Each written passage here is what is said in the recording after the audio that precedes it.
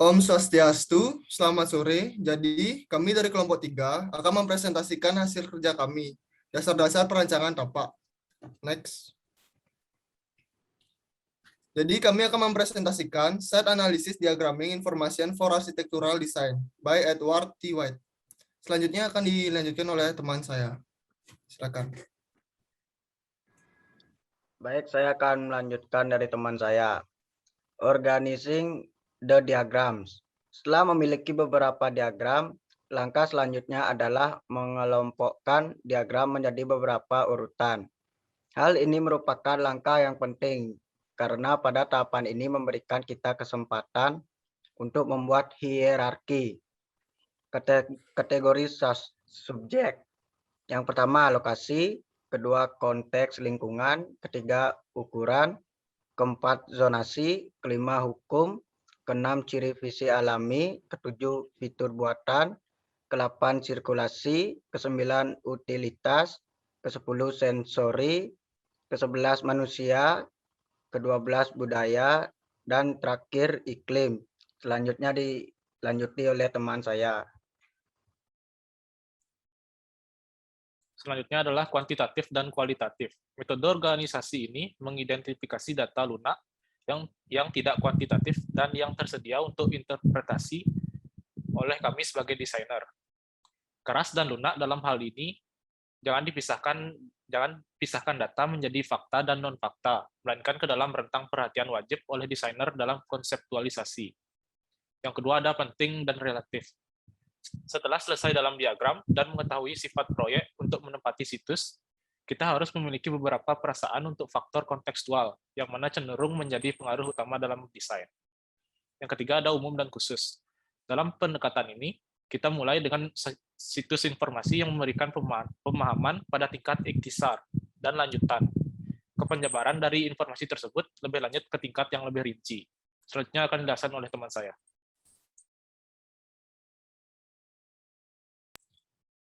Baik, sekarang saya akan melanjutkan presentasi urutan pengguna. Urutan pengguna, alasan ini untuk memesan diagram kita berkaitan dengan diagram sebelumnya. Di sini kita mengantisipasi urutan di mana kita mungkin membutuhkan data dalam desain. Ini tidak pernah dapat ditetapkan berdasarkan diagram individu, tetapi dapat dicoba pada tingkat pengelompokan diagram. Nah, gambar diagram ini seperti yang tertera pada PowerPoint.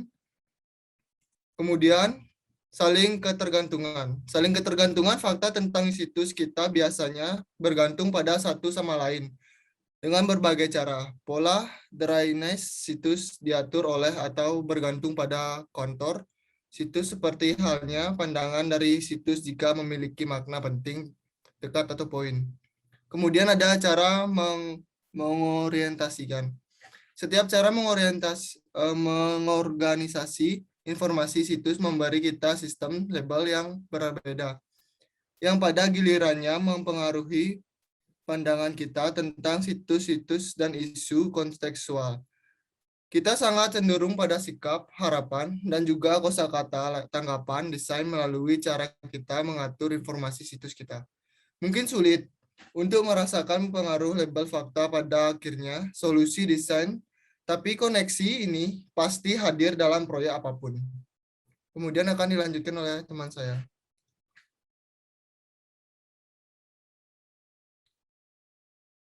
Next.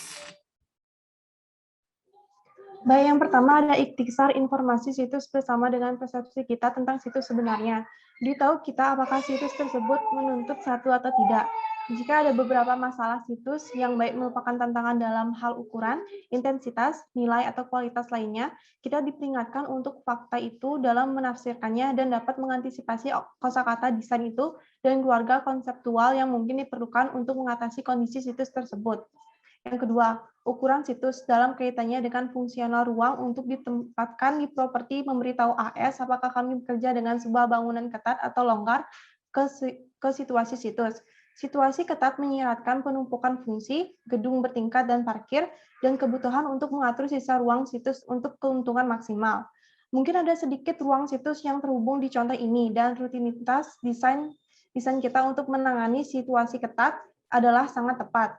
Yang ketiga, Mungkin ada mandat yang kuat dari bentuk bangunan yang mengelilingi kita, properti untuk rentang tertentu dari respon arsitektur gaya dalam proyek kita, di mana ada suasana yang koheren untuk menghormati skala bahan, scaping lahan, kepadatan penggunaan lahan, penggunaan ruang terbuka, ruang fenestrasi, bentuk atap, teras, formulir, detail, aksesori, dan lain-lainnya. Kita harus memutuskan postur kita sehubungan dengan suasana itu, kontras atau kesesuaian, dan fokus pada pendekatan konseptual yang mungkin terbukti berhasil dalam situasi itu. Selanjutnya akan dipresentasikan oleh teman saya.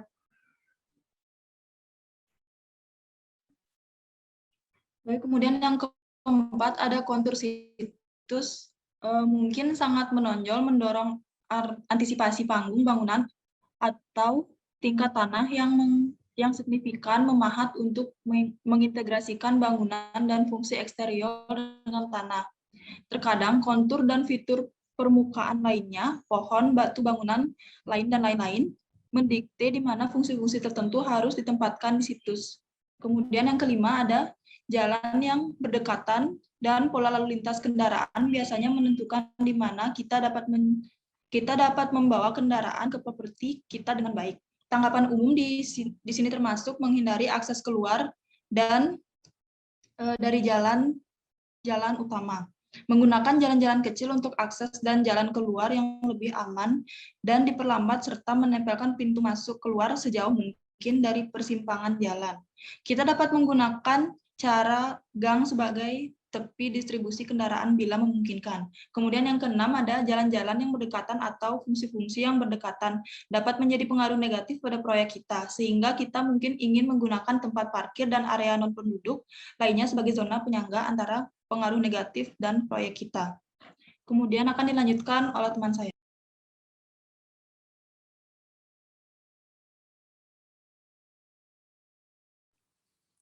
Baik, yang ketujuh, kondisi cuaca. Tahun mungkin sedemikian rupa sehingga mereka mendorong beberapa konsep pemberian bentuk cuaca bagus mungkin menyarankan terbuka, rentan, keropos bangunan dan mekanik minimal mediasi antara kenyamanan manusia dan iklim. Yang ke-8, karena area tersebut tidak dapat digunakan untuk gedung kita, dimensi kemunduran yang besar mungkin sering digunakan untuk area aktivitas luar ruangan dan parkir. Yang ke-9, batas ketinggian bangunan dan batasan lain yang dihasilkan dari kode dan akta akan membentuk batas masa keseluruhan dan seringkali kosa kata citra untuk gedung kita. Yang ke-10, demi kepentingan ekonomi, kami mungkin ingin menempatkan bangunan kami di dekat tepi situs di mana utilitas tersedia untuk menghindari biaya utilitas yang mahal di situ. Selanjutnya akan dilanjutkan oleh teman saya.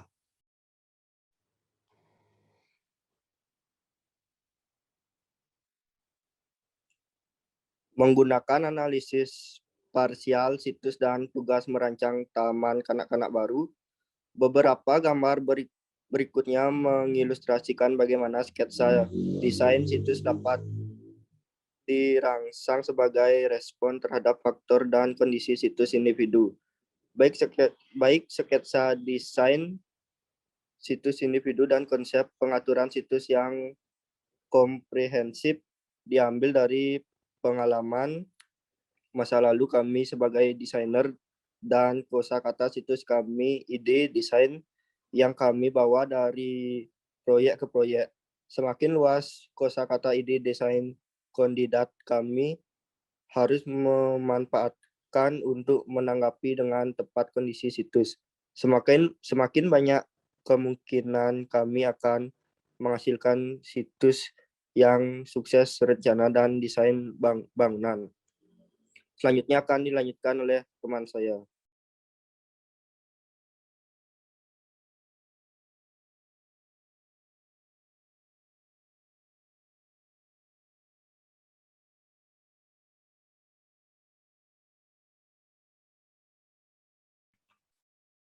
Baik, saya akan melanjutkan presentasi sebelumnya. Yang berikutnya ada kapan menggunakan analisis kontekstual. Karena semua bangunan memiliki situs, kontekstual analisis harus menjadi bagian dari penelitian programatik dari setiap proyek. Jumlah waktu yang kami curahkan untuk analisis adalah dari tentu saja tergantung pada waktu yang tersedia bagaimana ditentukannya oleh anggaran kantor dan jatuh tempo tanggal.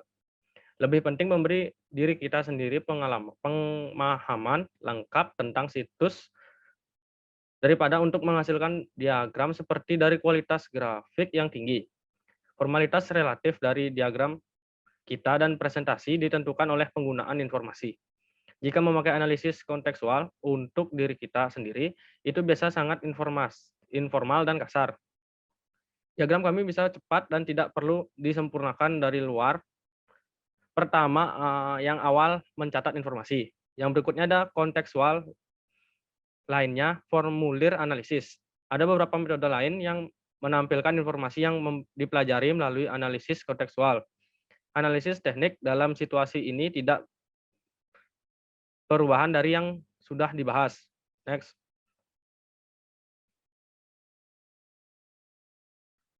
Yang berikutnya ada fotograf. Foto bisa sangat efektif dalam menyajikan informasi tentang situs kita.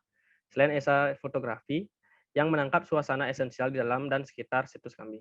Foto juga dapat digunakan untuk merekam semua data faktual yang dibahas sebelumnya dalam bab ini. Foto udara dapat digunakan bersama-sama dengan catatan yang ditumpangkan grafik untuk menarik perhatian ke situs tertentu aspek. Dalam kedua grafik pendekatan ini, grafik foto berfungsi sebagai referensi grafik, dan seperti itu harus secara grafis disubordinasikan ke dalam diagram yang dibuat di atas. Yang berikutnya ada model. Model kontekstual adalah 3 dimensi teknik presentasi yang biasanya digunakan pendekatan gabungan dengan menempatkan semua informasi situs di atas satu model dasar referensi. Metode ini sangat efektif di mana ada situs 3 dimensi yang penting pada di sekitar situs yang sulit untuk hadir di OI mengerti 2 dimensi. Selanjutnya akan dijelaskan oleh teman saya.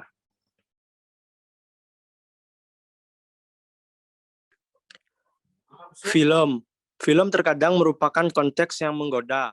Teknik analisis tekstual meskipun untuk banyak dari kita bukan yang sangat mudah diakses. Film sangat cocok untuk menyajikan aspek kinestetik dari kami, lokasi. Gerakan ke, melalui, dari aspek, dari dan melewati situs, melihat panorama, pola lalu lintas, pola bayangan dan sudut matahari semuanya disajikan dengan tepat melalui film. Selanjutnya overlay transparan. Hamparan transparan menawarkan keuntungan dari pendekatan kerangka kerja komposit dengan pemisahan dan kejelasan yang dipisahkan pendekatan diagram. Selanjutnya analisis ruang interior. Analisis kontekstual penting lainnya bentuk yang berhubung dengan konten daripada mode presentasi adalah ruang interior. Waktu saya kembalikan pada moderator. Baik, terima kasih atas waktu yang telah diberikan. Jadi, sekian presentasi dari kami. Apabila ada kekurangan dalam pemaparan materi dan juga presentasi, kami mohon maaf dan terima kasih sebesar-besarnya. Sekian.